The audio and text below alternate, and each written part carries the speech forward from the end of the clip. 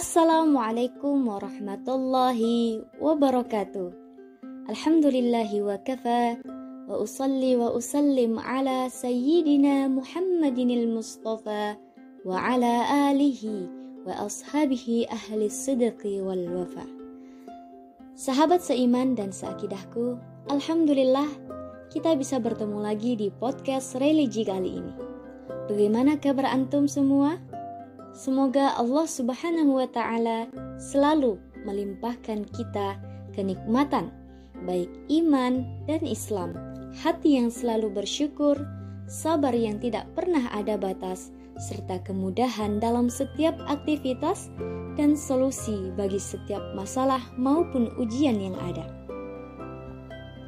Saudara-saudara seimanku, waktu terasa sangat cepat berlalu. Perasaan kita baru tahun kemarin memperingati Maulid, entah itu webinar, talkshow, perlombaan, atau ada yang mendapat momen bahagia. Seperti teman saya kemarin, alhamdulillah telah dihalalkan oleh dambaan hatinya. Semoga teman-teman yang belum bersanding dengan pasangan dambaannya disegerakan dan diberikan jodoh terbaik dari Allah Subhanahu wa Ta'ala. Amin, amin, ya Rabbal Alamin.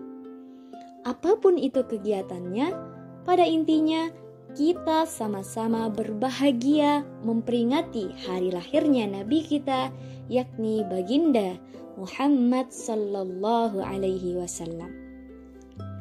Teman-teman, secara substansi peringatan Maulid Nabi Muhammad Sallallahu Alaihi Wasallam ini tentunya sebagai bentuk upaya kita untuk mengenal keteladanan Nabi Muhammad Sallallahu Alaihi Wasallam yang merupakan pembawa ajaran agama Islam, suri tauladan bagi kita semua. Bahkan Allah Subhanahu wa Ta'ala di dalam kalamnya berfirman perihal keutamaan memuliakan dan mencintai Rasulullah, yakni di dalam Quran surah Al-A'raf ayat 157 yang berbunyi, A'udzu billahi minasyaitonir rajim. Alladzina yattabi'una ar-rasulan nabiyyal ummiyal ladzi yajidunahu maktuba indahum fit tawrati wal injil ya'muruhum bil ma'ruf wa yanhahum 'anil munkar wa yuhillu lahumut thayyibat wa yuharrimu 'alaihimul khaba'ith wa yad'u 'anhum isqahum wal aghlal allati kanat 'alaihim falladzina amanu bihi wa 'azzaruhu wa nasaruhu wattaba'un nura alladzi unzila ma'ah ulaika humul muflihun. Shadaqallahul azim. Teman-teman, makna dari ayat ini ialah Allah menutup ayat tersebut dengan penjelasan bahwa orang-orang yang beriman kepada Nabi dan Rasul yang ummi ini, yakni Nabi Muhammad Sallallahu Alaihi Wasallam, dengan mengagungkannya, membela, menolong dakwahnya dan mengikuti kitab yang diturunkan kepadanya, yaitu Al-Quranul Karim, yang dapat menerangi manusia dari gelapnya keraguan dan kebodohan. Maka mereka adalah orang-orang yang mendapat kebaikan dunia dan akhirat serta selamat dari keburukannya, karena mereka telah mendatangkan sebab-sebab keberuntungan. Masya Allah, sungguh luar biasa keutamaan meneladani Nabi, khususnya bagi kita para generasi Islami. Maka dari itu, pada edisi kali ini, aku akan mengulik sedikit keteladanan Nabi Muhammad Sallallahu Alaihi Wasallam, yakni pada aspek kemandirian beliau. Dan selagi kita semua masih berada di bulan Rabiul Awal, bulan yang amat dekat dengan kehidupan Nabi, yakni bulan kelahirannya. Teman-teman seakidahku, kemandirian dalam diri setiap orang tidaklah sama. Hal ini dipengaruhi oleh banyak faktor, baik kondisi ekonomi, tekanan hidup, maupun berbagai pengalaman yang dijalani. Oleh sebab itu, kemandirian seorang bersifat subjektif. Nabi Muhammad SAW merupakan sosok ideal yang menginspirasi dan dapat diteladani dalam hal kemandiriannya. Sejak masih dalam kandungan, beliau telah menjadi yatim karena ayahnya meninggal. Di saat usianya masih belia, yakni 6 tahun, ia pun kehilangan ibu. Nabi Muhammad kecil yang sudah yatim piatu pun diasuh oleh sang kakek. Ternyata tak berselang lama, sang kakek juga dipanggil ke hadirat Allah Subhanahu wa Ta'ala. Akhirnya, Nabi Muhammad diasuh oleh pamannya. Saudara-saudaraku, tentu bukan hal yang mudah menghadapi cobaan demi cobaan ditinggal orang-orang terkasih di usia yang masih begitu belia.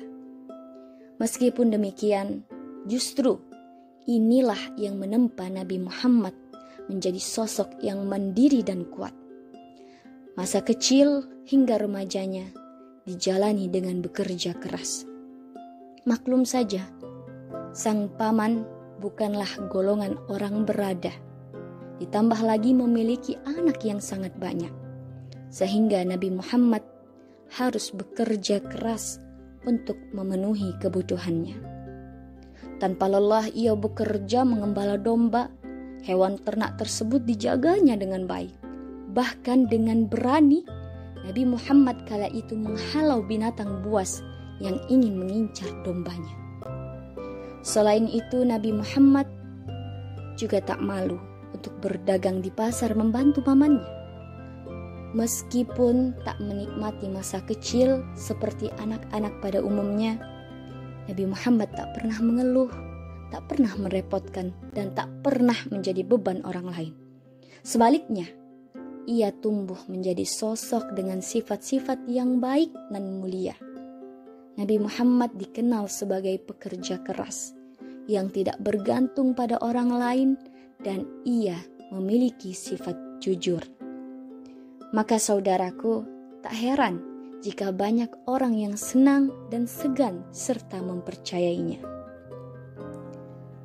Teman-teman sekalian, kepribadian Nabi Muhammad yang menarik membuatnya dihormati, tentu juga dicintai. Salah seorang di antaranya adalah Siti Khadijah, seorang janda kaya raya yang jatuh hati pada kemandirian dan kejujuran Nabi Muhammad yang kemudian menjadi istrinya.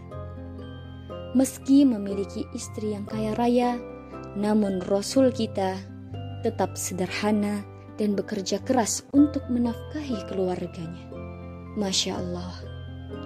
Saudara-saudaraku, kesederhanaan, kerja keras, mandiri, jujur, berani, dan penuh kasih sayang dari sosok Nabi Muhammad SAW layak untuk diteladani dalam kehidupan sehari-hari.